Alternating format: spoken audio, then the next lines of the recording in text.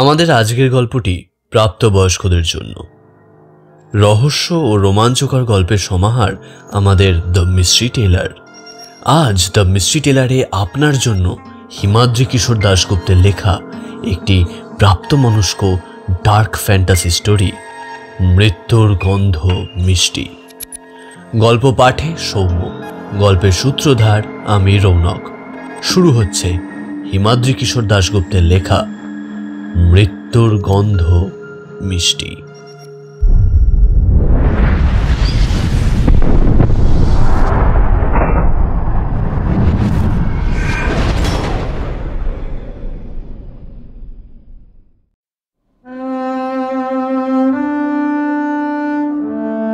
তাঁবু খাটাচ্ছিল ঈশানবাবুর সঙ্গে আসা লোকগুলো, আর তিনি তাকিয়ে দেখছিলেন চারদিকে।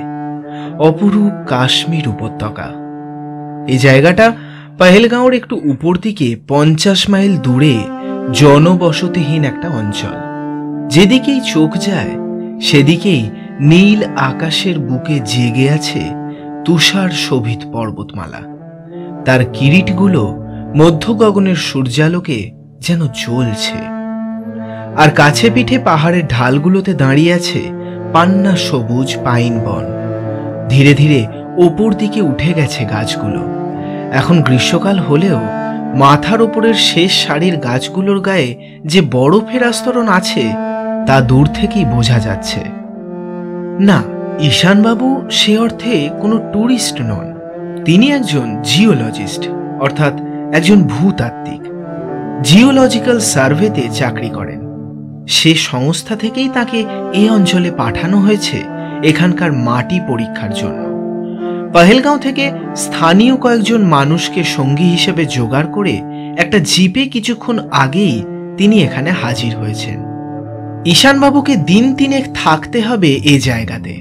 মাটি পরীক্ষা করতে হবে, নমুনা সংগ্রহ করতে হবে, আর সেজন্যই তাঁবু খাটানোর কাজ হচ্ছে।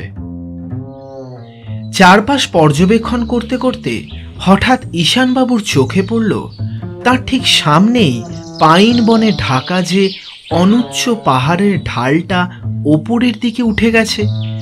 তার মাথার দিকে যেন একটা কাঠামো মতো দেখা যাচ্ছে, ঘরবাড়ি মতো কিছু একটা। তবে জায়গাটা পাইন গাছে ঘেরা বলে এত দূর থেকে জিনিসটা কি তা স্পষ্ট বোঝা যাচ্ছে না।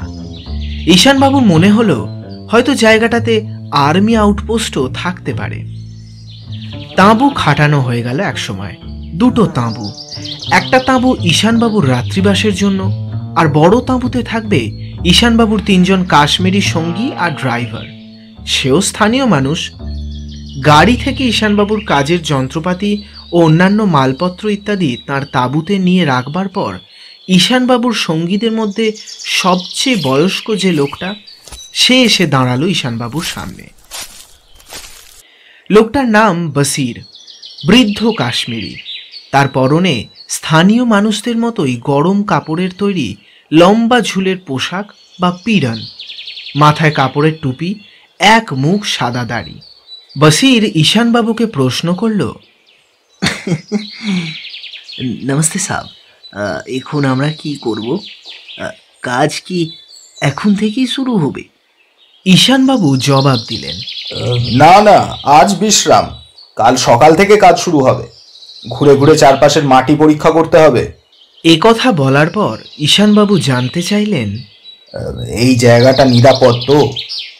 কোনো গোলাগুলির ব্যাপার নেই তো?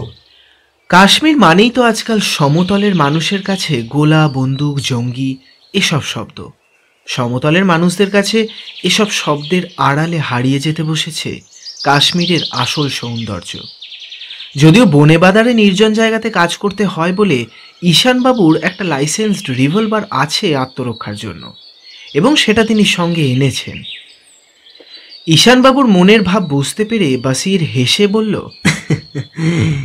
না সাহেব, এ মুল্ক বহুত শান্ত আছে।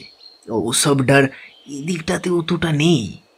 এদিকে মানুষ ज़्यादा नहीं है ना। ও যেখানে ইনসান ज़्यादा আছে ওখানেই সারা কুছ গন্ডগোল সব। তাছাড়া বর্ডার भी এখান থেকে অনেকটা দূর। ও বেশ কয়েকটা পাহাড় পার হয়ে ফের যেতে হয়। তার জবাব শুনে আশ্বস্ত হয়ে ঈশানবাবু এরপর প্রশ্ন করলেন, পাহাড়ের ঢালের জঙ্গলগুলোতে নেকড়ে বা অন্য কোনো হিংস্র জানোয়ার আছে নাকি? ना ना ना साहब, वो क्या कहते हैं, হিংস্র জানোয়ার নেই, তবে এখানে ও কস্তুরী হরিণ আছে। কস্তুরী হরিণ কাকে বলে তা নিশ্চয়ই জানেন আপনি। কথাটা শুনে ঈশানবাবু বেশ অবাক হয়ে বললেন, বাবা, জানবো না কেন, যদিও চোখে দেখিনি। কস্তুরী মৃগ, মাস্ক ডিয়ার বলে ইংরেজিতে। তাদের নাভিতে সুগন্ধি গ্রন্থি থাকে, তাকে বলে কস্তুরী। খুব দামি জিনিস, সুগন্ধি প্রস্তুতিতে আর অন্য নানা কাজে ব্যবহার হয়। বিশেষত পৌরুষত্ব বাড়াতে নাকি কস্তুরী খুব কাজে লাগে। বসির হেসে বলল, जी साहब, वो जो पुरुष हरिণের দেহে वो जो कस्तूरी मिलता है, वो बहुत दूर থেকে ওর সুগন্ধ পাওয়া যায়। কোনো একটা বাড়িতে এক টুকরো असली कस्तूरी रखा গেলে 10 साल पूरे भी তার খুশবু মেলে। তুমি দেখেছো তাদের? আমরা তো এখানে 3 দিন থাকবো, তাদের দেখা মিলবে? বসির দাড়িতে হাত বুলিয়ে বলল, हाँ हाँ साहब, দেখেছি দেখেছি, এখানে একবার দেখেছি। वो অনেকটা वो बकरी की तरह होता है। वो পাগুলো সরু সরু হয়। वो पा নিয়ে खारा पहाड़ में ऐसे चल सकते हैं। वो 20-25 ফুট ও লাফাতে পারে অনায়াসে। পুরুষ কস্তুরী হরিণ চেনা যায়, ওদের वो ऊपरेर चोयालेर दांत ना ऐसे ऐसे बाहर की तरफ आ जाता है। वैसा दांत कोनो कोनो हरिণের থাকে না। তবে দেখা মিলবে কিনা वो बोला जाए ना, नसीब में रहेगा तो देखते पाবেন। ওরা খুব खूब शर्मिंदा प्राणी। वो हरिण का नारी और पुरुष साल में ज्यादातर समय अकेले ही घूमता है, वो संगमेर समय ছাড়া। এই কথা বলে একটু থেমে বসির আঙুল তুলে সামনের ঢালের জঙ্গলের মাথাটা দেখিয়ে বলল, वहाँ पे वो जो ऊपर वहाँ पे कभी कभी देखा जाता है।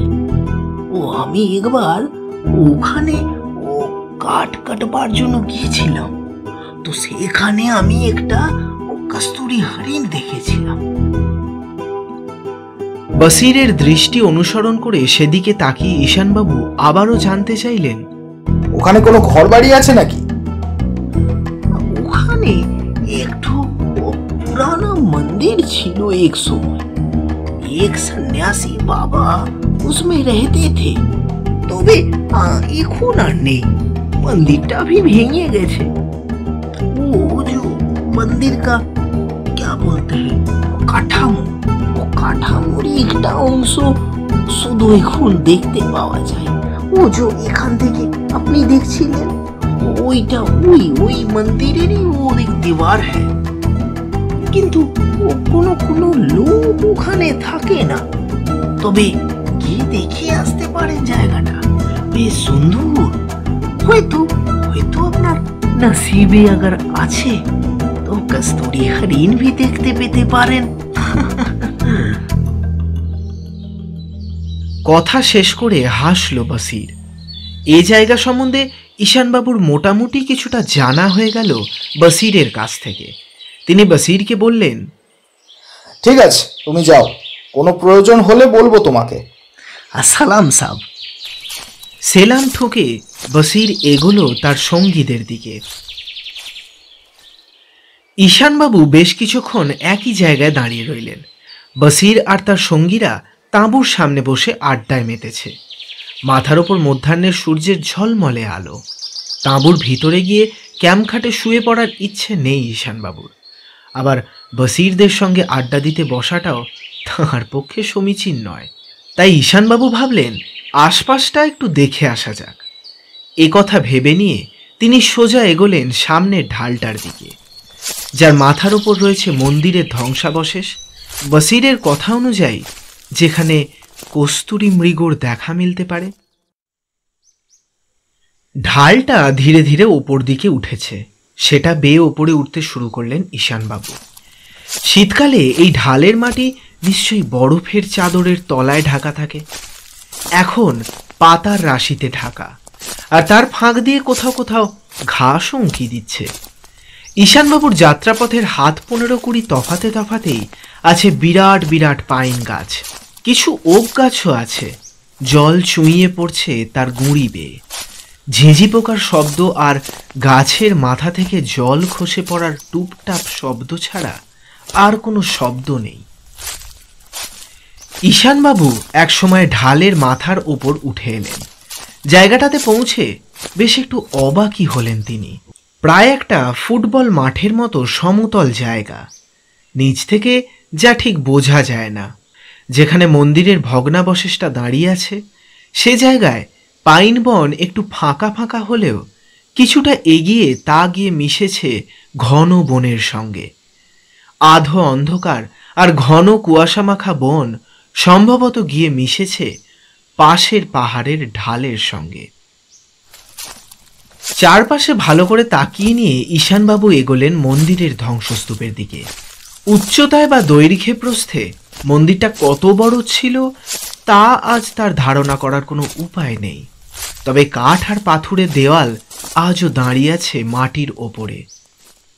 ঢালের প্রায় কিনারে দাঁড়িয়ে থাকা এই দেওয়ালটাকেই নিচ থেকে ঈশানবাবু দেখতে পেয়েছিলেন। মন্দিরটা কোন দেবদেবীর তাও আজ আর বোঝার কোনো উপায় নেই। কিছুক্ষণ সেই ধ্বংসস্তূপের মধ্যে ঘোরাঘুরির পর ঈশানবাবু ফেরার পথ ধরতে যাচ্ছিলেন, ঠিক সেই সময় একটা মৃদু মিষ্টি গন্ধ তাঁর নাকে এলো।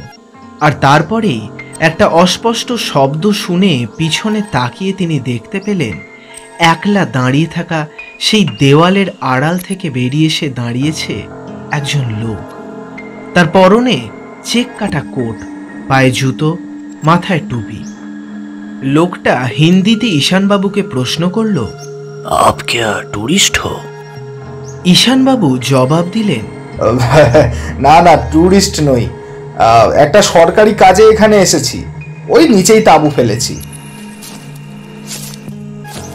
লোকটা এবার ঈশানবাবুর কাছে এগিয়ে এসে দাঁড়ালো। সেই মিষ্টি গন্ধটা আর একটু বাড়ল। লোক না বলে ছেলে বলাই মনে হয় ভালো। তার দাড়ি গোঁফ কামানো ফর্সা মুখমণ্ডলের দিকে তাকিয়ে ঈশানবাবুর মনে হলো এই আগন্তুকের বয়স খুব বেশি হলে 27-28 হবে।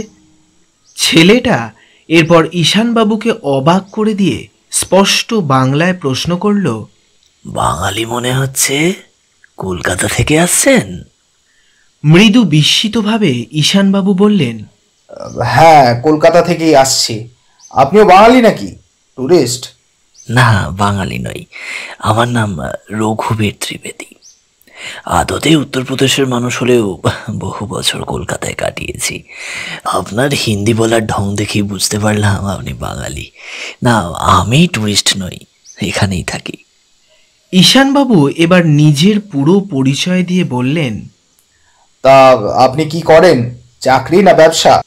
ত্রিবেদী হেসে বলল, কলকাতায় থাকাকালীন বড় বাজারে ব্যবসা করতাম, এখানে আপাতত কিছুই করি না। ব্যক্তিগত ব্যাপারে আর কোনো প্রশ্ন করা সমীচীন নয় মনে করে এসব ব্যাপারে তাকে আর কোনো প্রশ্ন করলেন না ঈশানবাবু।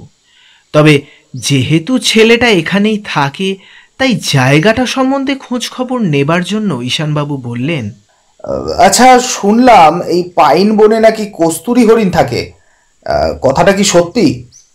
ত্রিবেদী প্রশ্ন শুনে বেশ কয়েক মুহূর্ত ঈশানবাবুর মুখের দিকে তাকিয়ে বলল, হ্যাঁ, ঠিকই শুনেছেন। ওই যে পাশের পাহাড়ের ঢালে ওরা থাকে, ওদিক থেকেই ওরা এখানে আসে। আপনি দেখেছেন ওদের? বহুবার। আমি তো এখানেই থাকি, বিশেষত এই সময়টা ওদের প্রজনন ঋতু। ওরা এখানে আসে পুরুষ হরিণের কস্তুরীর গন্ধ স্ত্রী হরিণদের কাছে টেনে আনে। মজার ব্যাপার হলো পুরুষ হরিণ কিন্তু বুঝতেই পারে না যে কস্তুরীর ঘ্রাণ তার শরীর থেকেই আসছে। সেই গন্ধের খোঁজে নিজেরাও এ সময় উত্তেজিত হয়ে ছোটাছুটি শুরু করে। আমি একবার গুজরাটে কাজ করতে গিয়ে সিংহ দেখেছিলাম। এখানে এসে যদি কস্তুরী মৃগ দেখতে পাই তাহলে সেটা জীবনের স্মরণীয় ঘটনা হয়ে থাকবে। ছোটবেলা থেকে কস্তুরী মৃগর কথা শুনেছি, কিন্তু চোখে দেখিনি। ত্রিবেদী ঈশানবাবুর চোখের দিকে তাকিয়ে বলল, আপনি সত্যিই কস্তুরী হরিণ দেখতে চান? ঈশানবাবু বলে উঠলেন, হ্যাঁ অবশ্যই। কেন, আপনি দেখাতে পারবেন? হ্যাঁ অবশ্যই। আপনি রাতে এখানে আসতে পারবেন? রাত? কথাটা শুনে ঈশানবাবু একটু দমে গিয়ে বললেন, রাতে? কেন কেন দিনের বেলা ওদের দেখা মিলবে না? না, এমনিতেই ওরা খুব লাজুক প্রাণী। স্ত্রী পুরুষ নির্বিশেষে ওরা একা একাই ঘোরে। আজ বসন্ত পূর্ণিমার রাত, এ রাতেই ওদের দেখা মেলে। মিলনের জন্য পাগল হয়ে ওঠে ওরা। কথাটা শুনে ঈশানবাবু ইতস্তত করে বললেন, আসলে অচেনা জায়গা তো, তাই রাতে আসতে কেমন যেন লাগছে। তার কথার উত্তরে ত্রিবেদী বলল, আপনার তাঁবু তো কাছেই, এখান থেকে হাঁক দিলেই আপনার তাঁবুতে শব্দ পৌঁছবে। এখানে কোনো চোর ডাকাত নেই, কোনো হিংস্র প্রাণীও নেই, আর আমি তো থাকবোই এখানে। অবশ্য আমাকে যদি আপনার ভদ্রলোক মনে না হয় তবে অন্য কথা। ত্রিবেদীর শেষ কথাটা শুনে ঈশানবাবু লজ্জিতভাবে বললেন, না না, আপনাকে আমার যথেষ্টই ভদ্রলোক বলে মনে হচ্ছে। আর আপনি যখন নিশ্চিতভাবে বলছেন যে ওদের দেখা মিলবে, তখন আসার চেষ্টা করব। হ্যাঁ অবশ্যই আসবেন, তবে একলা আসবেন, কারণ এমনিতেই ওরা লাজুক প্রাণী। আমি দীর্ঘদিন এখানে আছি বলে ওরা আমাকে চেনে। বেশি লোকের উপস্থিতি ওরা ধরে ফেলবে, তখন আর দেখা দেবে না। ঠিক আছে, এলে একলাই আসবো। এবার তাঁবুতে ফিরবো। আপনি নিচে যাবেন না? না, আমি নিচে যাব না, আমি তো এখানেই থাকি। সত্যি কথা বলতে কি, এই কস্তুরী মৃগর জন্যই বহু বছর ধরে এখানে রয়েছি আমি। আপনি কি ওদের নিয়ে কোনো গবেষণা বা প্রিজার্ভেশনের কাজ করছেন নাকি? রাতে আসুন না, এখানে কেন আছি সে গল্প তখনই না হয় শুনবেন, আর হরিণও দেখবেন। ত্রিবেদীর কথা শুনে হেসে আচ্ছা, তাই হবে বলে পাহাড়ের মাথার সমতল জায়গাটা অতিক্রম করে ঢাল বেয়ে নিচে নেমে তাঁবুতে ফিরে এলেন। দেখতে দেখতে দুপুর গড়িয়ে বিকাল হলো। তারপর সূর্য ডুবতে শুরু করলো। সে এক অপরূপ দৃশ্য।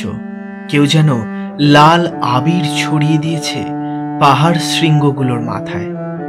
সে দৃশ্য দেখে মোহিত হয়ে গেলেন ঈশানবাবু। তারপর সত্যি একসময় সূর্য ডুবে গেল। ঠান্ডা বাতাস বইতে শুরু করলো পাহাড়ের মাথা থেকে। ঈশানবাবু তাঁবুর ভিতর ঢুকে ব্যাটারি লাইট জেলে কম্বল মুড়ি দিয়ে স্থানীয় ভূতত্ত্ব সম্পর্কিত একটা বই খুলে বসলেন। কিন্তু বইটাতে যেন ঠিক মনোনিবেশ করতে পারছেন না তিনি। তার বারে বারে মনে পড়ে যাচ্ছে ত্রিবেদী নামের সেই ছেলেটার কথা, আর মাঝে মাঝে তাঁরও নাকে যেন একটা মিষ্টি গন্ধ এসে লাগছে, যে গন্ধটা ছেলেটার সঙ্গে কথা বলার সময় পেয়েছিলেন। যদিও তিনি এখনো কোনো সিদ্ধান্ত নেননি যাবার ব্যাপারে। রাত 7:30 নাগাদ বসির ঘরে ঢুকলো খাবার নিয়ে। খাবারের থালাটা নামিয়ে রেখে তাঁবুর বাইরে বেরোতে গিয়েও সে হঠাৎ থমকে দাঁড়িয়ে নাক টেনে বলল, সাব, আপনি কি কস্তুরি মেখেছেন? ঈশানবাবু মৃদু অবাক হয়ে বললেন, কই না তো। বসির আবারও নাক টেনে বলল, नहीं साहब, ये जरूर कस्तूरी खुशबू আছে। ये खुशबू এই খুশবু আমি চিনি। আপনি আপনি ওই পাহাড়ের উপরে গেছিলেন, তাই তো? ঈশানবাবুর এবার খেয়াল হলো ত্রিবেদীর সঙ্গে দেখা হবার সময় বেশ কয়েকবার একটা মিষ্টি গন্ধ তাঁর নাকে এসে লেগেছিল। তবে কি সে কস্তুরি মেখেছিল, আর তার থেকেই গন্ধটা ঈশানবাবুর গায়ে এসেছে, যেটা তিনি নিজেও মাঝে মাঝে টের পাচ্ছিলেন? এভাবে কি গন্ধ ছড়ানো সম্ভব? ঈশানবাবু বললেন, হ্যাঁ, ওপরে গিয়েছিলাম, ওখানেও একটা মিষ্টি গন্ধ নাকে লাগছিল বটে। বসির বলল, হ্যাঁ, আপনাকে বলেছিলাম না ওখানে কস্তুরি হরিণ আছে। আপনি নিশ্চিত এমন জায়গায় দাঁড়িয়েছিলেন অথবা এমন জায়গায় বসেছিলেন যেখানে কস্তুরি হরিণ এসেছিল, বা কোনো গাছে হাত রেখেছিলেন, সে গাছে কস্তুরি হরিণ গা ঘষেছিল। না হলে এ খুশবু আসবে না। ওইভাবেই আপনার কাছে ও কস্তুরীর খুশবু আছে। কস্তুরীর এত ক্ষমতা?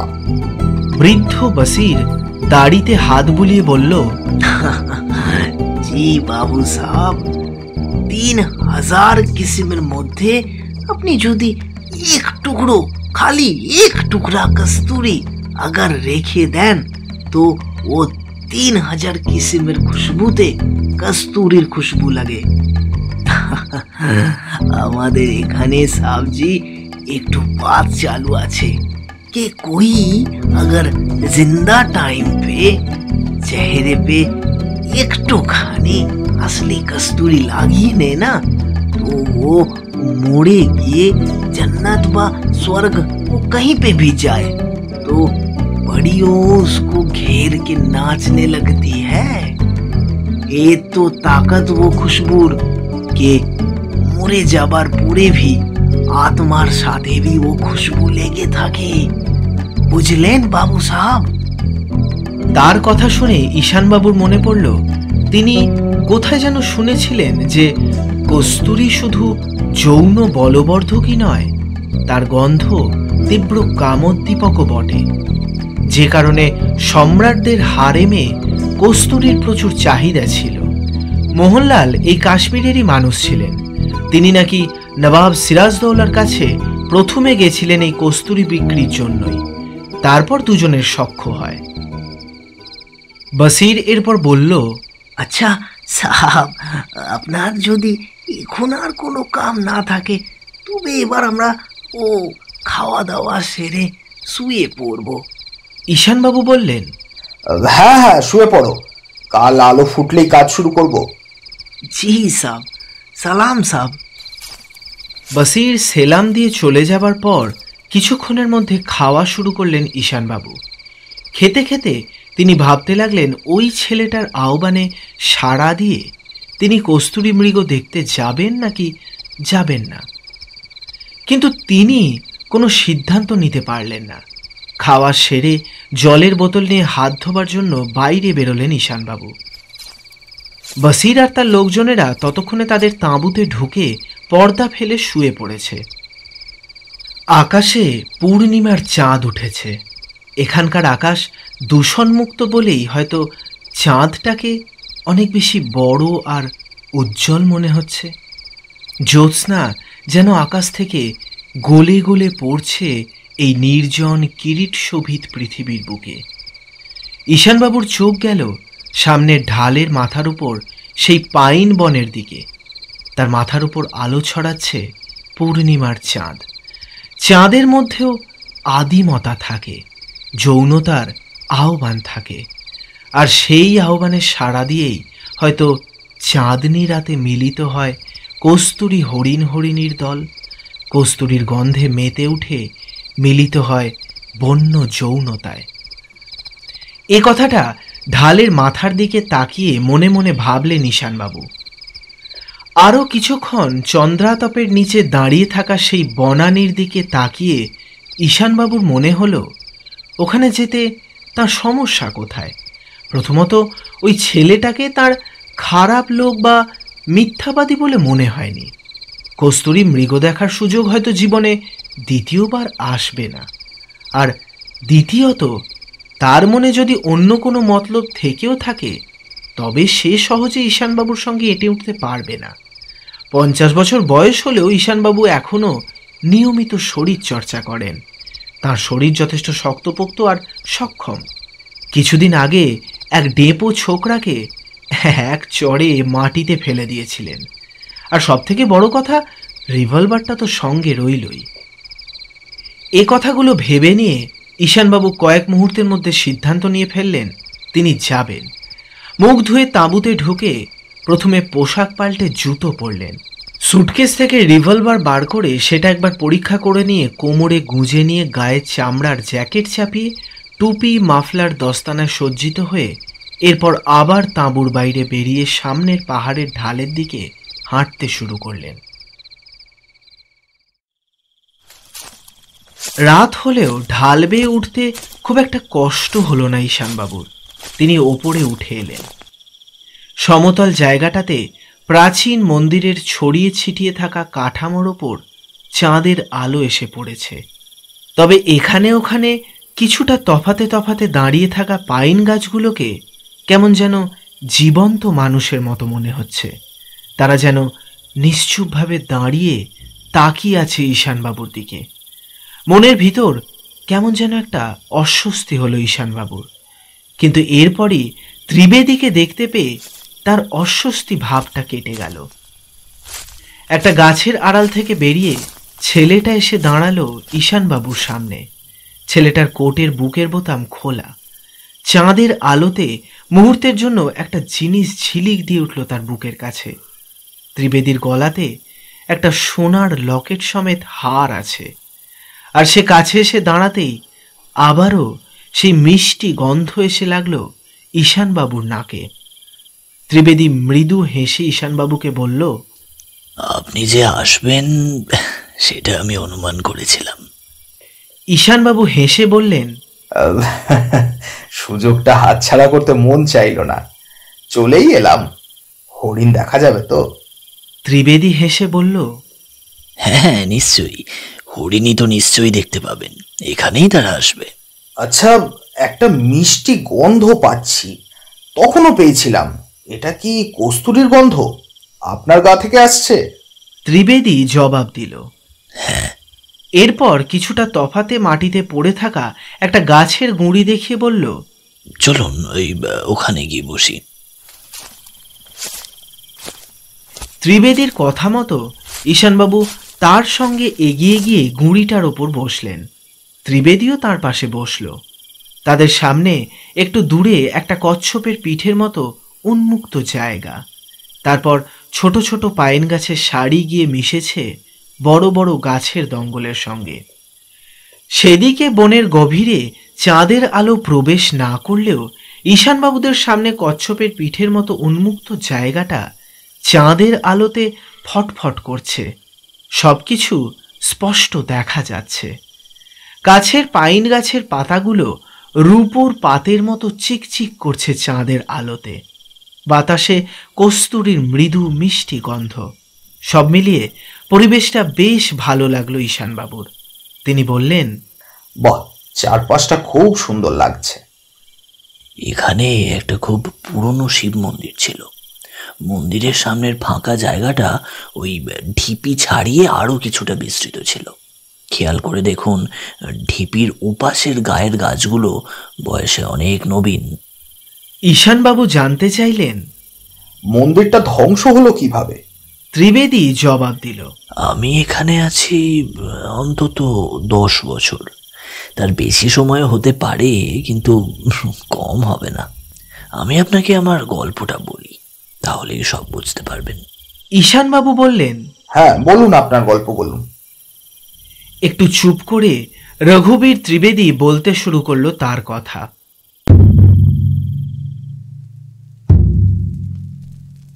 আমি আপনাকে আগেই বলেছি, জন্মসূত্রে আমি উত্তরপ্রদেশের মানুষ। কলকাতার বড় বাজারে আমার ব্যবসা ছিল। আমার কোনো ভাই বোন ছিল না। আমি তখন সদ্য যুবক। বাবা মা মারা যাবার পর দেশের সব সম্পত্তি বেচে দিয়ে কলকাতায় এসে ব্যবসা শুরু করেছিলাম। বড় বাজারে কাপড়ের ব্যবসা। ভালোই চলছিল ব্যবসা। বছর 7-8-এর মধ্যেই বেশ ফুলে ফেঁপে উঠেছিল কারবার। বিয়ে করিনি, একলা মানুষ, দিব্যি ছিলাম ব্যবসা নিয়ে।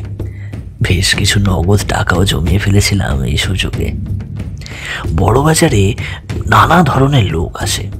একদিন একজন লোক এসে আমাকে জানালো শেয়ার বাজারে টাকা লাগালে নাকি অনেক গুণ বেশি লাভ হতে পারে এই ছিট কাপড়ের ব্যবসা থেকে। তার কথা শুনে একটু ইতস্তত করেই আমার জমানো টাকার একটা অংশ শেয়ার বাজারে লাগালাম। 3 মাসের মধ্যে সে টাকা দ্বিগুণ হয়ে ফিরে এলো আমার কাছে। আর তারপর আমি ঢুকে গেলাম শেয়ার বাজারের কারবারে। আমার সব টাকা ঢালতে শুরু করলাম এই ব্যবসাতে। সত্যি কথা বলতে কি, ক্ষতি যে কখনো হতো না তা নয়, তবে যা লাভ হতো তা ক্ষতির থেকে অনেক বেশি। ছিট কাপড়ের ব্যবসা গুটিয়ে এরপর পুরোপুরি ঢুকে গেলাম আমি শেয়ার বাজারের ব্যবসাতে। কিন্তু কারো দিন সমান যায় না। হঠাৎই একদিন বজ্রপাতের মতো শেয়ার বাজারে ধস নামলো আমি যে কোম্পানি কিনেছিলাম তাতে। আমার প্রায় সব টাকা আমি লগ্নি করেছিলাম সে কোম্পানিতে। আমি প্রাথমিক অবস্থায় ভেঙে না পড়ে বাজার থেকে বেশ কিছু টাকা ধার করে অন্য একটা কোম্পানির শেয়ার কিনলাম লাভের আশাতে। আর সেটাই ছিল আমার সব থেকে বড় ভুল। খারাপ সময় মানুষকে যখন তাড়া করে তখন সে কিছুতেই তার পিছু ছাড়তে চায় না। আমি নতুন কোম্পানির শেয়ারে টাকা ঢালবার কিছুদিনের মধ্যে সেই কোম্পানিও ডুবে গেল আর আমি পড়ে গেলাম অথই জলে। এই বলে থেমে গেল ত্রিবেদী। সে তাকিয়ে রইল সামনের ঢিপিটার দিকে। তাকে চুপ হয়ে যেতে দেখে ঈশানবাবু জানতে চাইলেন, কিন্তু সেই ঘটনার সঙ্গে এই জায়গার সম্পর্ক কি? ত্রিবেদী বলল, হ্যাঁ, সে কথা এবার বলছি।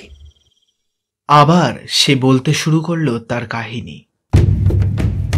আমার দুর্দশা এরপর ক্রমশ বাড়তে লাগলো। পাওনাদাররা এসে টাকা ফেরতের জন্য বাড়িতে হানা দেওয়া শুরু করলো।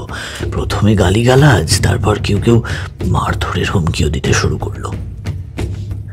আমার তখন সম্বল বলতে 2000 টাকা আর আমার গলার এই সোনার লকেট। আর বাজারে আমার দেনার পরিমাণ প্রায় 1,03,000 টাকা। পাওনাদারের হুমকিতে একসময় আমি সিদ্ধান্ত নিলাম কলকাতা থেকে দূরে কোথাও পালাতে হবে আমাকে। অন্তত ততদিন আমাকে গা ঢাকা দিয়ে থাকতে হবে যতদিন না শেয়ার বাজার আবার চাঙ্গা হয়, আমি আমার লগ্নি করা টাকা ফেরত পেয়ে পাওনাদারদের ধার শোধ করতে পারি। তবে এত দূরে আমি যে চলে আসব তা ভাবিনি। ঈশানবাবু তার কথার মাঝেই বলে উঠলে, তবে এলেন কিভাবে? ত্রিবেদী বলল, ভাগ্যই হয়তো আমাকে অদ্ভুতভাবে টেনে এনেছিল এখানে। কলকাতা ছাড়ার সিদ্ধান্ত নিয়ে একদিন সন্ধ্যায় আমি সামান্য কিছু জামা কাপড় নিয়ে হাওড়া স্টেশনে উপস্থিত হলাম। আমার ইচ্ছে ছিল বাংলারই কোনো মফস্বল শহরে গিয়ে কিছু কাজ খুঁজে সেখানেই থাকার। আমি যখন টিকিট কাউন্টারের দিকে এগোচ্ছি ঠিক তখনই আমি দেখতে পেলাম আমার একটা বড় পাওনাদারকে, সঙ্গে কয়েকজন গুন্ডা চেহারার লোক। পাওনাদার আর তার সঙ্গীদের তাকানোর ভঙ্গি দেখে আমি বুঝতে পারলাম তারা আমাকেই খুঁজছে। কোনোভাবেই আমার পালানোর খবর জানতে পেরে তারা পিছু ধাওয়া করে এসেছে। এবার কি করব আমি? ধরা পড়ে গেলে চরম লাঞ্ছনা কপালে। ঠিক সেই সময় আমি শুনতে পেলাম একটা ট্রেনের হুইসেলের শব্দ। কোনো একটা ট্রেন হুইসেল বাজিয়ে স্টেশন ছেড়ে যাচ্ছে। বাঁচার জন্য ভিড় ঠেলে আমি ছুটতে শুরু করলাম সেই ট্রেন লক্ষ্য করে। তারপর লাফিয়ে উঠে পড়লাম সেই অজানা ট্রেনে। আমার কাছে কোনো টিকিট ছিল না। ফার্স্ট ক্লাস কম্পার্টমেন্টটা বেশ ফাঁকা ফাঁকা। টিকিট চেকারের মুখে পড়ার ভয়ে আমি আপার বাঙ্কে উঠে তাড়াতাড়ি একটা চাদর মুড়ি দিয়ে ঘুমের ভান করে শুয়ে পড়লাম। ছুটে চলল ট্রেন। সৌভাগ্যক্রমে আর কেউ আমার কাছে টিকিট চাইতে এলো না। পরদিন ভোরবেলা আমি সহযাত্রীদের কথা শুনে বুঝতে পারলাম এই ট্রেন জম্মু যাচ্ছে। আমি সিদ্ধান্ত নিলাম ট্রেন যেখানে যাচ্ছে আমি সেখানেই নামবো। একদিন পর আমি উপস্থিত হলাম জম্মুতে। সেখানে কদিন থাকার পর চলে এলাম শ্রীনগরে, তারপর ঘুরতে ঘুরতে পেহেলগাঁওতে। এক টানা কথাগুলো বলে থামল ত্রিবেদী। ঈশানবাবু বললেন, আপনার কাশ্মীরে আসার ঘটনাটা বেশ রোমাঞ্চকর তো।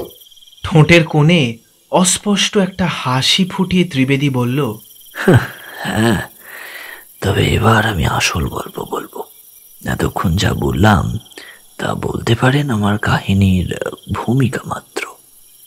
ঈশানবাবু উৎসাহিতভাবে বললেন, হ্যাঁ হ্যাঁ, বলুন।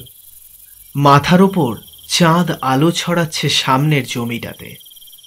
পাইন গাছের গায়েও পিছলে পড়ছে আলো। বাতাসে কস্তুরীর মিষ্টি গন্ধ যেন মৃদু বেড়েছে।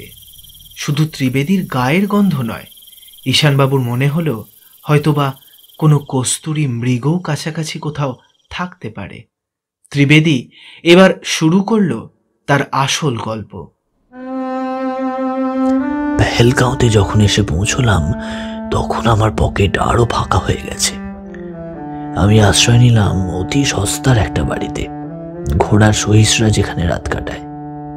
সেখানে কদিন কাটাবার পরেই আমি বুঝতে পারলাম আমার পকেটের যা হাল, তাতে দৈনিক খাবার খরচ নিয়ে মাত্র 20 টাকা বাড়াতেও বেশি দিন থাকা সম্ভব হবে না।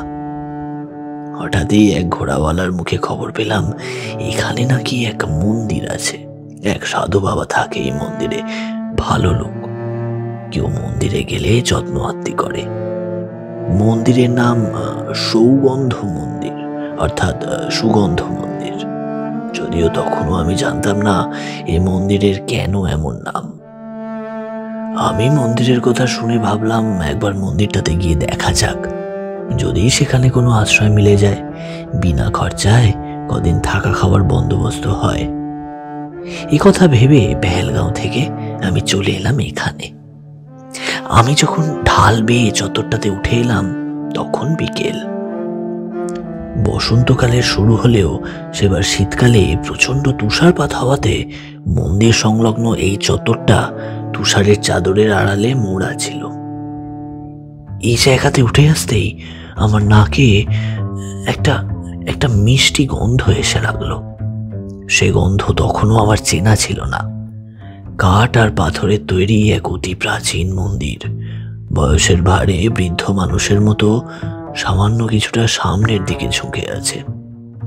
আমি সদর দরজার সামনে গিয়ে দাঁড়াতেই একজন বৃদ্ধ সন্ন্যাসী মন্দিরের ভেতর থেকে বেরিয়ে এলেন।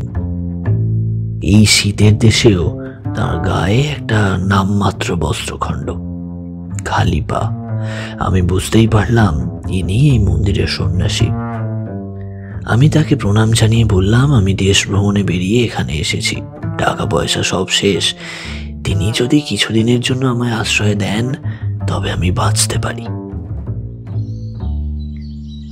আমার কাতর আবেদন শুনে সাধু বাবা বললেন, দেবতার মন্দিরে কেউ আশ্রয় চাইলে তাকে তো আর ফেরানো যায় না। এসো, ভেতরে এসো। আমি প্রবেশ করলাম মন্দিরে। গর্ভগৃহে একটা শিবলিঙ্গ আছে। সাধু বাবা প্রথমে আমাকে সেখানে নিয়ে গেলেন। দেবতা দর্শনের পর আমি তার পরিচয় জানতে চাইলে তিনি বললেন, সন্ন্যাসীরা পূর্বাশ্রমের পরিচয় দেয় না, তবু তোমাকে কয়েকটা কথা বলি। প্রথম জীবনে এক বিশ্ববিদ্যালয়ে শিক্ষকতা করতাম আমি। একদিন বৈরাগ্য দেখা দিল। দেশের নানা জায়গা ঘুরতে ঘুরতে অবশেষে এই মন্দিরে এসে পৌঁছলাম আমি। তখন এই প্রাচীন মন্দিরে এক সন্ন্যাসী থাকতেন। আমিও সন্ন্যাস গ্রহণ করে এই মন্দিরেই রয়ে গেলাম। এক সময় সেই সন্ন্যাসী দেহ রাখলেন। তারপর থেকে আমি এখানে একলাই থাকি। সব মিলিয়ে প্রায় 50 বছর এখানে আছি। এরপর সেই সাধু বাবার সঙ্গে আরো কিছু কথা বলার পর আমি বুঝতে পারলাম কৌপিন পড়া এই সন্ন্যাসী প্রকৃত অর্থেই নানা জ্ঞানের অধিকারী। যাই হোক, সেই সন্ন্যাসী আমার খাবারের ব্যবস্থা করলেন। একটা ঘরে খড়ের বিছানাতে আমার রাত্রিবাসের ব্যবস্থাও করলেন। একটা জিনিস আমি খেয়াল করলাম যে মন্দিরের ঘরে বাইরে সেই মিষ্টি গন্ধ যেন যেন সর্বত্র ছড়িয়ে আছে। ঘুমের মধ্যেও যেন আমি সেই গন্ধ টের পেতে লাগলাম। পরদিন ভোর হলো।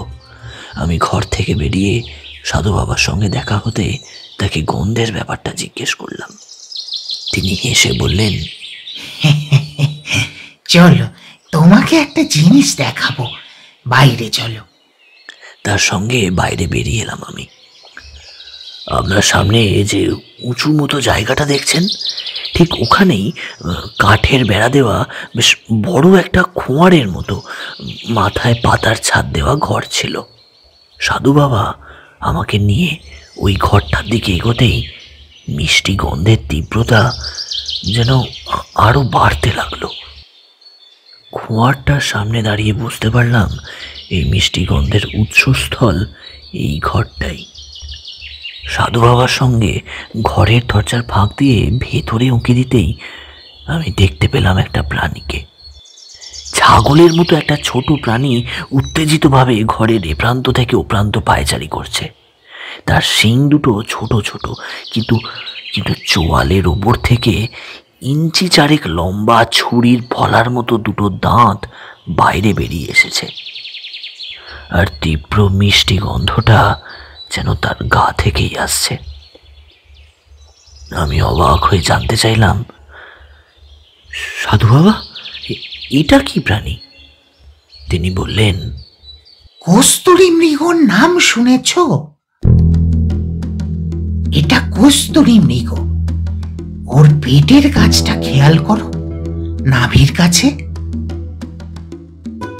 তার কথা শুনে আমি প্রাণীটাকে ভালো করে খেয়াল করে দেখলাম। একটা আবের মতো অংশ আছে সেখানে। আমি অবাক হয়ে প্রশ্ন করলাম, আপনি ওকে কোথায় পেলেন? সাধু বাবা বললেন, 12 বছর আগে ওকে কুড়িয়ে পেয়েছিলাম এখানকারই এক জঙ্গল থেকে। এখানকার জঙ্গলে কস্তুরী মৃগ আছে। কোনো কারণে ওর মা ওকে ত্যাগ করেছিল। আমি ওকে তুলে এনেছিলাম মন্দিরে। তারপর থেকে এখানেই আছে। ওর গায়ের গন্ধের জন্যেই আজকাল এই মন্দিরকে অনেকে সৌগন্ধ মন্দির নামে ডাকে। এই কথা বলার পরে তিনি বললেন, এমনি সময় ও ছাড়াই থাকে, কিন্তু ওই বসন্তকালে ওদের প্রজনন ঋতুতে ওকে আটকে রাখতে হয়, নইলে কামের তাড়নায় হরিণীর খোঁজে ও জঙ্গলে পালাবে। কিন্তু সমস্যা হলো ও নিজে কোনোদিন খাবার খুঁজে খায়নি। আমি ওকে নিজের হাতে শিশু অবস্থা থেকে খাইয়ে এসেছি।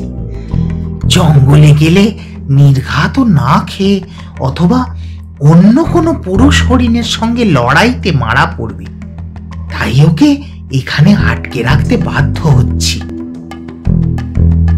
সন্ন্যাসীর কথা শুনে আবারও আমি ভালো করে তাকালাম হরিণটার দিকে। সাধু বাবার কথা যে সত্যি তা এবার আমি বুঝতে পারলাম। কস্তুরী মৃগটার টুকটুকে লাল শিশ্নটা বেশ কিছুটা তার আবরণের বাইরে বেরিয়ে এসেছে। কামের আগুনে জ্বলছে প্রাণীটা। তাকে দেখবার পর সাধু বাবা আমাকে নিয়ে আবার মন্দিরে যাবার জন্য এগোলেন। বরফ মোড়া চত্বর দিয়ে এগোতে এগোতে আমি কৌতূহলবশত প্রশ্ন করলাম, একটা হরিণের দেহে কি পরিমাণ কস্তুরী থাকে? তিনি বললেন, 10 বছর বয়সে কস্তুরী গ্রন্থি পরিপক্ক হয়। অন্তত 50 থেকে 65 গ্রাম কস্তুরী থাকে একটা হরিণের গ্রন্থিতে। শুনেছি কস্তুরীর অনেক দাম। আসল কস্তুরী রাজা রাজরাতের জিনিস। 1 ভরি আসল কস্তুরী 3 ভরি সোনার দামের সমান। সোনার দর অনুসারে কস্তুরীর বাজার দর ঠিক হয়। সাধু বাবার সঙ্গে আমি এরপর মন্দিরে প্রবেশ করলাম। এ পর্যন্ত বলে ত্রিবেদী থামল। বাতাসে কস্তুরীর গন্ধটা যেন আরো বেড়েছে বলে মনে হলো ঈশানবাবুর। ত্রিবেদী যেন ঘাটটা একটু উঁচু করে ঢিপির ওপাশের পাইন বনের আড়ালটা দেখার চেষ্টা করল। চাঁদের আলোতে তার চোখে মুখে মৃদু উত্তেজনার ছাপ। তবে কি হরিণ কাছেই আছে? তবে সেদিকে ঈশানবাবু তেমন কিছু দেখতে পেলেন না। ঘাড় নামিয়ে ত্রিবেদী এবার শুরু করল তার অবশিষ্ট কথা। দিন কেটে গেল, এক সময় সূর্য ডুবে গেল।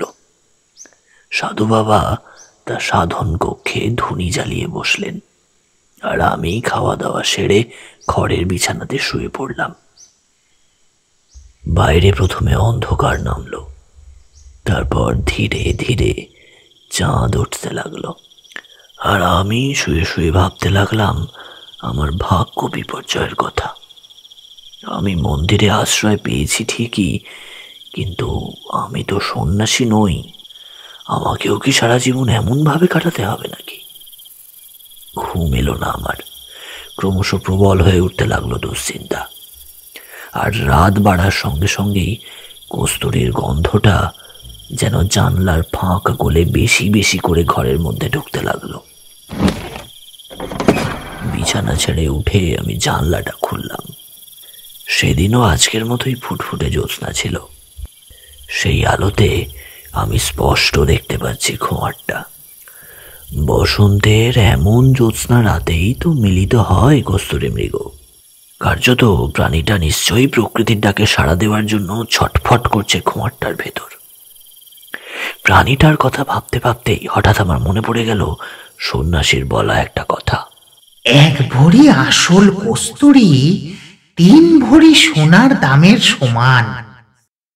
তার মানে অন্তত 15 ভরির সমান, অর্থাৎ 1,02,3 টাকা দাম আছে ওই নাভির। আমার খেয়াল হলো বড় বাজারের এক ব্যবসায়ীর সঙ্গে আমার পরিচয় আছে। সে কস্তুরীর ব্যবসা করে। আমি যদি নাভিটা তার হাতে তুলে দিতে পারি, তবে আমার ধার অনেকটাই শোধ হয়ে যাবে। খোঁয়ারটার দিকে তাকিয়ে ভাবনাটা যেন ক্রমশই চেপে বসতে লাগলো আমার মনে। আমি কিছুতেই মন থেকে চিন্তাটা সরাতে পারলাম না। আমার ভেতর থেকে কেউ যেন বলতে লাগলো, এটাই তোমার বাঁচার শেষ সুযোগ। ভাগ্য তোমাকে সেই সুযোগের সামনে এনে দাঁড় করিয়েছে, নইলে তো তোমার এখানে আসার কথাই ছিল না। সেই ভয়ঙ্কর আহ্বান আমি অস্বীকার করতে পারলাম না। সিদ্ধান্ত নিলাম কাজটা আমাকে করতেই হবে, কিন্তু কিভাবে? আমার হঠাৎ মনে পড়লো ডাল লেকের ফুটপাত থেকে কাঠের হাতলওয়ালা একটা ধারালো ছুরি কিনেছিলাম ফল কাটার জন্য। বেশ বড় ধারালো ছুরি, ওতেই কাজ চলে যাবে। কিছুক্ষণের মধ্যেই আমি চূড়ান্ত সিদ্ধান্ত নিয়ে ছুরিটা সঙ্গে করে ঘর থেকে বেরিয়ে এলাম। প্রথমে আমি এলাম সাধু বাবার ঘরের সামনে। দরজার দিকে পিছন ফিরে ধুনির সামনে বসে ধ্যান করছেন। আমি সন্তর্পণে পাল্লা টেনে বাইরে থেকে আগল দিয়ে দিলাম।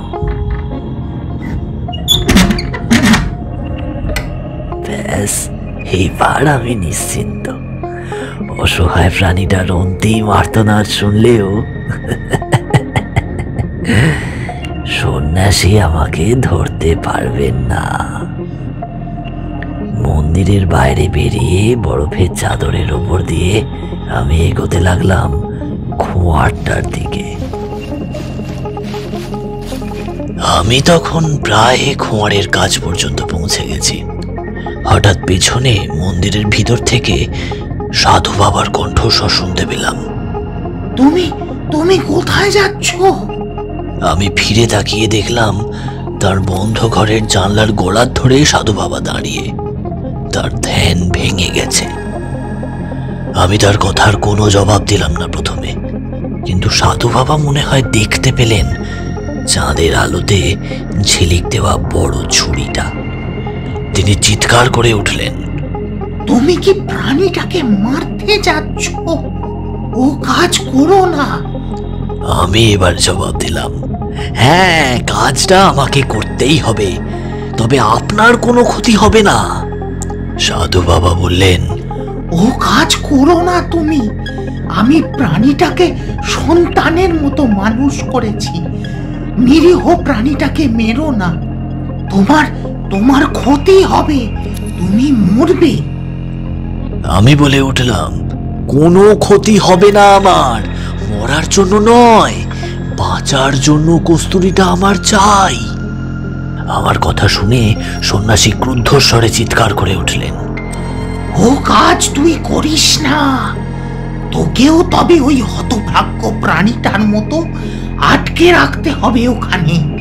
তুই পালাতে পারবি না, মরবি মরবি। সাধু বাবার চিৎকার প্রতিধ্বনিত হতে লাগলো চাঁদের আলোতে দাঁড়িয়ে থাকা পাহাড়গুলোতে। তুই মরবি, তুই মরবি। এরপর সাধু বাবার সঙ্গে কথা না বাড়িয়ে আমি পা বাড়াতে যাচ্ছিলাম কুয়ারটার দিকে। ঠিক সেই সময় একটা ভয়ঙ্কর ঘটনা ঘটল। আমার পায়ের তলার মাটিটা হঠাৎ মৃদু দুলে উঠল। ভূমিকম্প।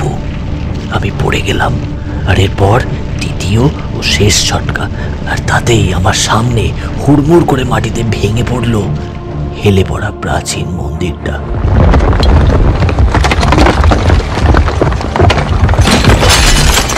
সাধু বাবা চাপা পড়ে গেলেন তার নিচে। তারপরই পৃথিবী শান্ত হয়ে গেল। আমি যদি মন্দিরের ভেতরে থাকতাম তবে যে আমার কি পরিণতি হতো ভেবেই আমি শিউরে উঠলাম। কিন্তু কিছুক্ষণের মধ্যেই আমি মন ও শরীরে শক্তি সঞ্চয় করে উঠে দাঁড়ালাম। না, এবার আর কোনো বাধাই। আমি গিয়ে পৌঁছলাম খোঁয়ারের কাছে। সাবধানে দরজা খুলে খোঁয়ারে প্রবেশ করলাম।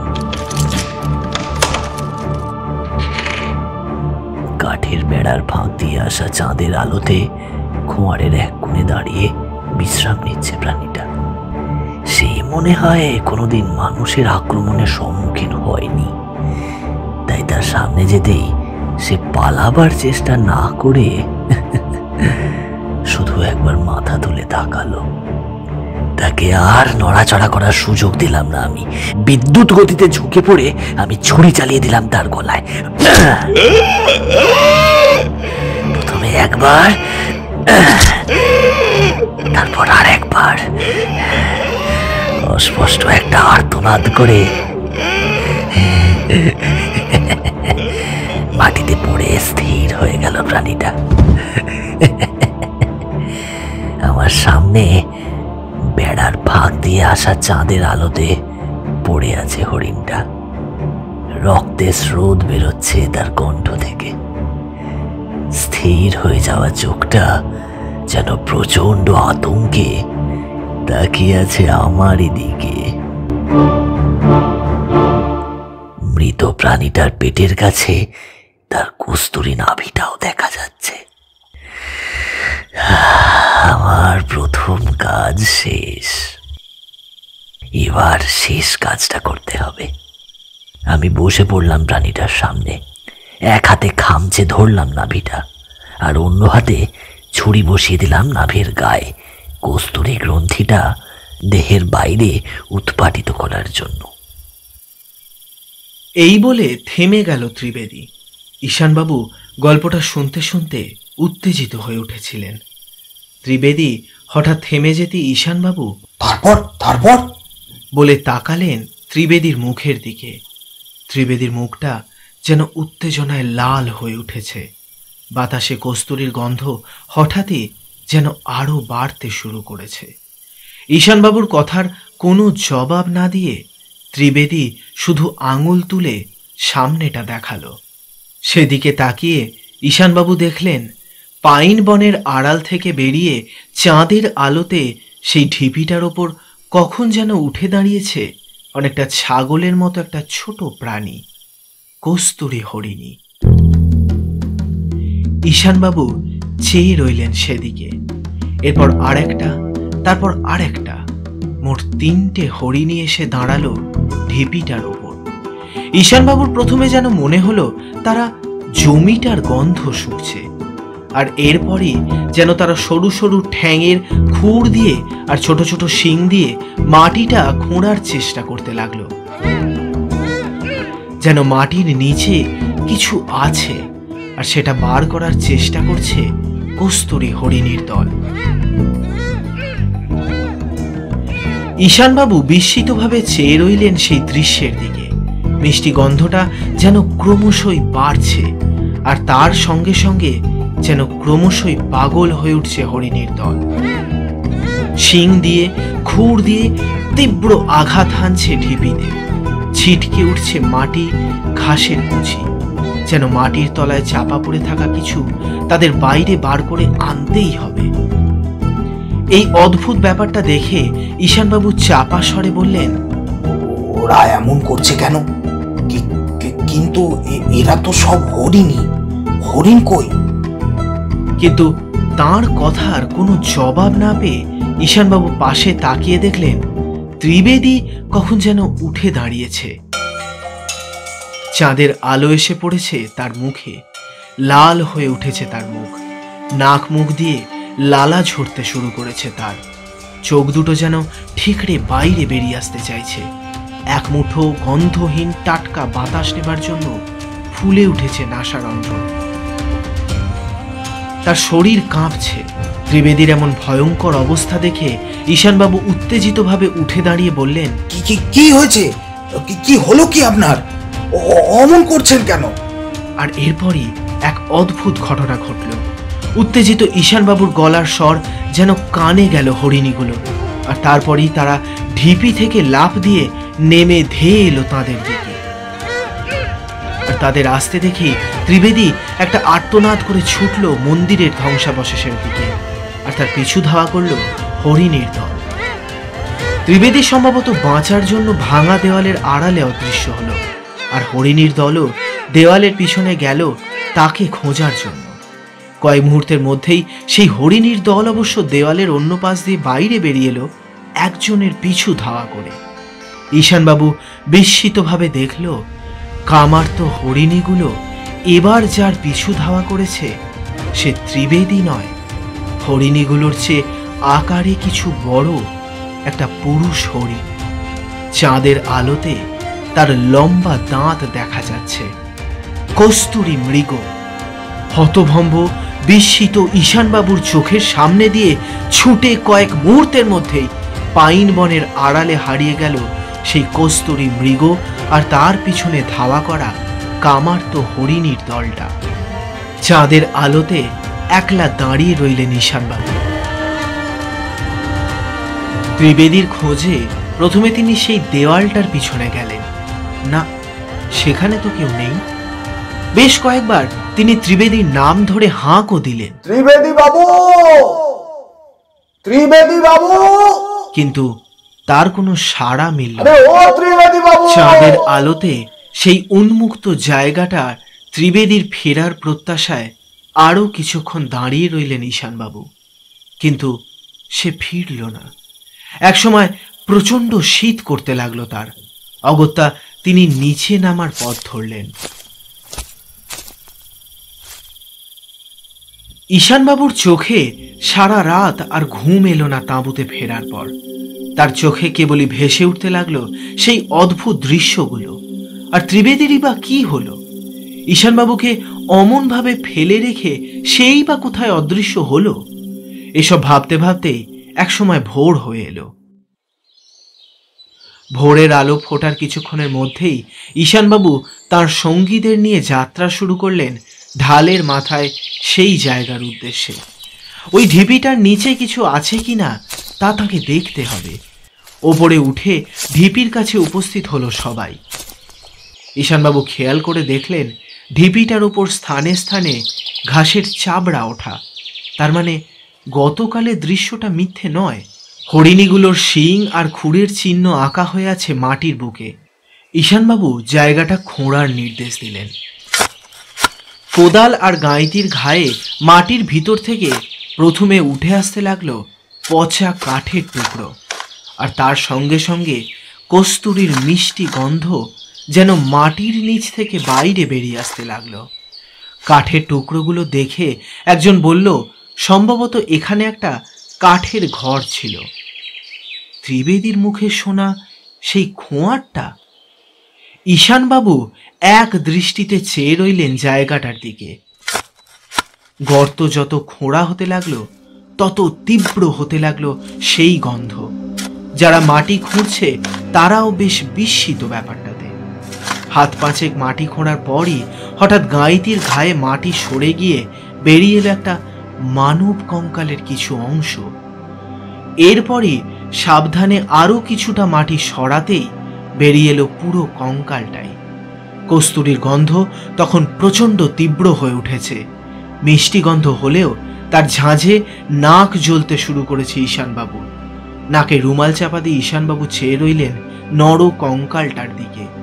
এরপর আরও দুটো জিনিস উদ্ধার হলো কঙ্কালটার গা থেকে, সোনার লকেটওয়ালা একটা হার আর মূর্ছে পড়া একটা ছুরির ফলা।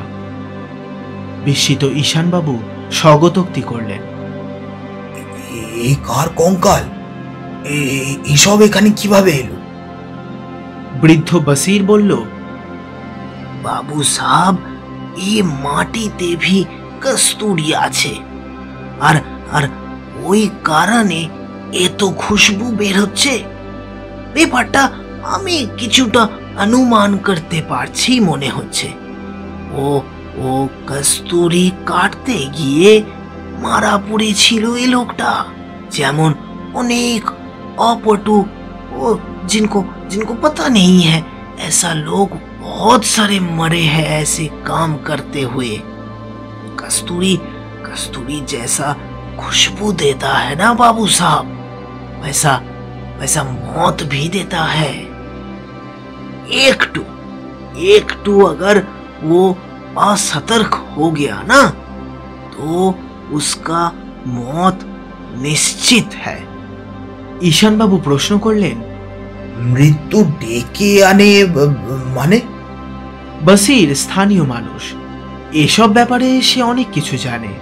हाँ हाँ बाबू साहब, वो मृत्यु के ना डेके आने।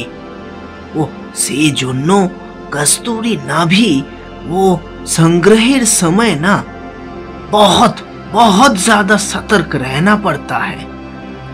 वो हरिणेर शरीर থেকে ওটা কেটে লিভার সময় না বাবু সাহেব, ও তখন ও নাক মুখ সব ও গিলা কাপড় দিয়ে ও ঢেকে রাখতে হয়।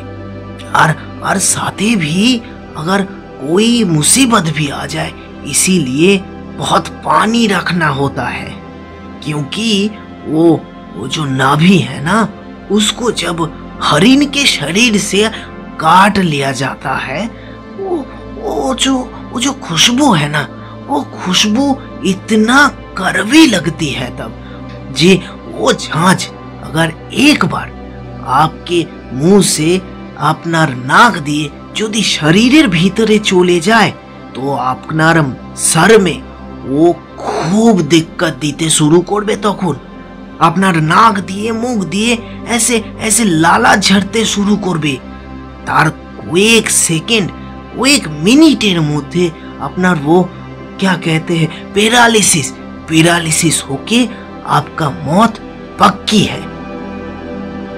और वो নাকে মুখে কাপড় বেঁধে নিয়ে যখনই ও কস্তুরি নাভি কেটে নেওয়া হবে তখনই তাকে পানিতে চুবিয়ে দিয়ে ওর মুখ এমন ভাবে আটকে দিতে হবে যাতে একটু भी खुशबू बाहर ना আসতে পারে।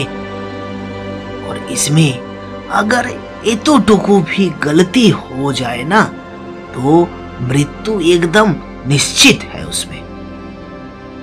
और এই লোকটার ক্ষেত্রে আমি যেটুকু বুঝতে পারছি সাহেব, ওই গলতি করেছিল। দেখছেন না এত দিন পরে ভি মিট্টির ভিতরে কত খুশবু রয়েছে ওই কস্তুরীর, আর কত ঝাঁঝ ভি।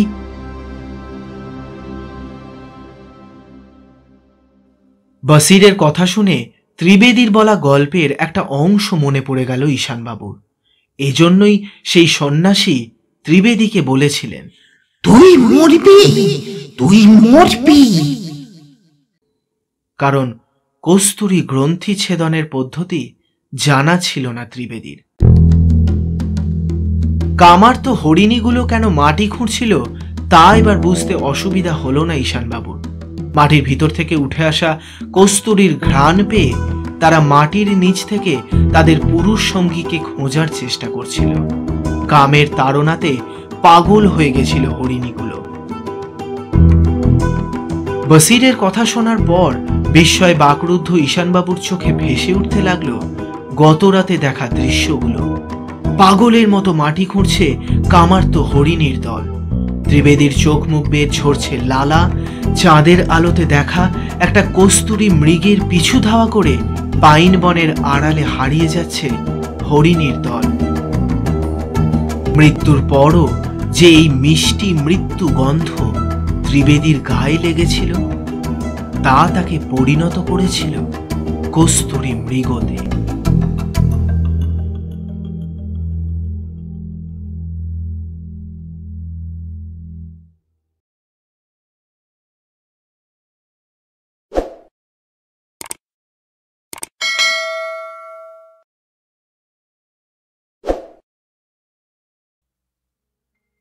শুনছিলেন হিমাদ্রি কিশোর দাশগুপ্তের মৃত্যুর গন্ধ মিষ্টি।